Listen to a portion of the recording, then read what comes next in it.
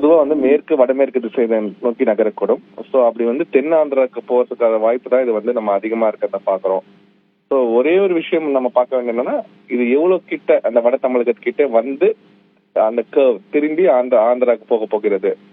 So இதோட தாக்கம் மற்ற எந்த மாவட்டங்கள் தமிழ்நாட்டுல வேற எந்த மாவட்டமும் இருக்க போறது கிடையாது. ஒன்லி நமக்கு சென்னை மற்றும் திருவள்ளூர் அந்த கேடிசிசி மாவட்டங்கள்ல மட்டும்தான் தாக்கம் இருக்க போகிறது. இந்த ஆந்திரா ஒற்றி உள்ள அந்த 2 மாவட்டங்கள். ஸோ அது எவ்வளவு கிட்ட, அதாவது 26, 27ஆம் தேதி, 28ஆம் தேதி, அதாவது அந்த ஞாயிற்றுக்கிழமைக்கு மேல் அது எவ்வளவு கிட்ட வந்து அது திரும்பி அந்த ஆந்திராவுக்கு போக போகிறது. ஸோ இது தமிழகத்துக்கு இப்போதைக்கு வர்றதுக்கான வாய்ப்பு இல்லை. ஆந்திரா போகும்போது அதை திரும்பி செல்லும் போது அதோட அடர்ந்த மேகங்கள் நம்ம மேல் விழுமா இல்ல விழாமல் சென்று விடுமா, ஸோ அந்த பாசிபிலிட்டியை தான் நம்ம பார்த்துட்டு இருக்கிறோம். ஸோ அந்த மாதிரி டேர்ன் பண்ணும்போது எப்பயுமே கொஞ்சம் ஸ்லோவாகி டேர்ன் ஆகும். அந்த டேர்னிங் டைம்ல நமக்கு மழை மேகங்கள் விழுந்தால் நல்ல மழை கிடைக்கும். சற்று தொலைவே, அதாவது ஒரு 50-100 கிலோமீட்டர் தொலைவிலே தூரமா சென்று விட்டால் கம்ப்ளீட்டாக நமக்கு அந்த மழை மிஸ் ஆகிவிடும்.